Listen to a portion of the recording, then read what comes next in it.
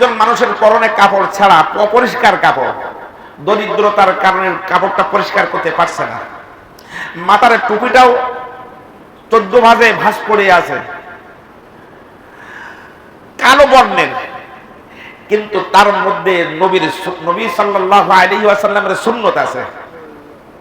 নবী সাল্লাল্লাহু আলাইহি ওয়াসাল্লাম কি আছে? সুন্নত আছে। সমাজে তার কোনো মূল্য নাই,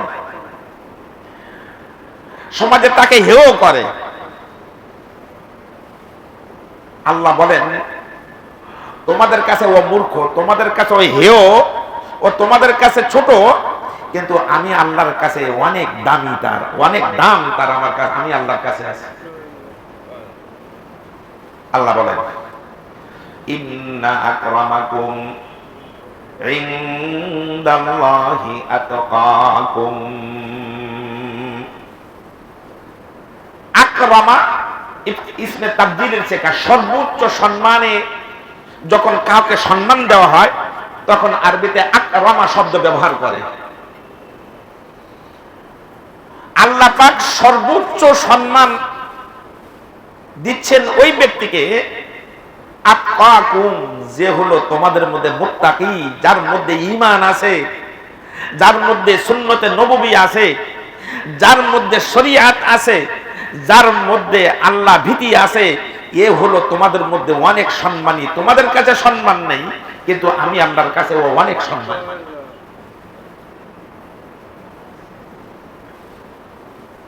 এই জন্য লেবাসে, পোশাকে কিন্তু মুসলমান না। মুসলমান হলো সুন্নত, সুন্নতের সাথে যদি কেউ সুন্নতি পাঞ্জাবি পরে তাহলে ও মুত্তাকি। সুন্নতি টুপি মাথায় দেয় তো ও হলো আপনার মুত্তাকি। যার মধ্যে সুন্নত আছে, ইত্তেবায়ে রাসূল আছে, রাসূলুল্লাহ সাল্লাল্লাহু আলাইহি ওয়াসাল্লামের সুন্নতের পালন আছে, ও সমাজে দাম না থাকলেও আল্লাহর কাছে দামি। আল্লাহর কাছে কি দামি?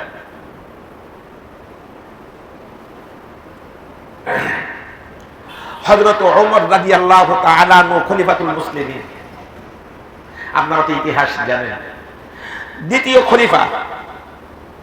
রাসূল কারীম সাল্লাল্লাহু আলাইহি ওয়াসাল্লামের ইন্তেকালের পরে সকল সাহাবায়ে কেরামের ঐক্যমতে হযরত আবু বকর রাদিয়াল্লাহু তাআলা আনহু হলেন খলিফাতুল মুসলিমিন, প্রথম খলিফা। রাসূল কারীম সাল্লাল্লাহু আলাইহি ওয়াসাল্লাম আগে থেকে ইঙ্গিত করেছেন, তো ডাইরেক্ট বলে যান নাই, আকার ইঙ্গিতে বলে গেছেন আমার পরে আবু বকর। অনেক হাদিস আছে, বলার সময় নেই। আমার পরে খেলাফতের মাসনাদে বলবে আবু বকর, তার পরে বলবে ওমর, এরপরে ওসমান, এরপরে আলী, এরকম হাদিস আছে।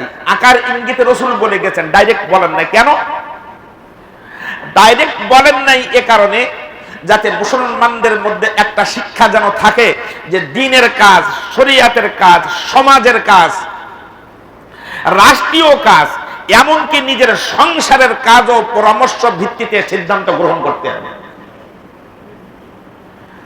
সংসারের কাজ যদি করেন, সংসারে যারা সদস্য আছে তাদের সাথে মশওয়ারা করতে হবে, পরামর্শ করতে হবে, সিদ্ধান্তে আসতে হবে। সামাজিক কাজে একা একা মাতব্বরি করা যাবে না, এটা হলো নবী সাল্লাল্লাহু আলাইহি ওয়াসাল্লামের সুন্নত। একা একা মাতব্বরি করা যাবে না। সমাজে যারা আছে, যারা ইসলাম নিয়ে চলে, সুন্নত নিয়ে চলে, এদেরকে ডেকে সমাজ ব্যবস্থা গ্রহণ করার জন্য ওদের মত নিয়ে পরামর্শ করে তারপর সিদ্ধান্ত গ্রহণ করবা।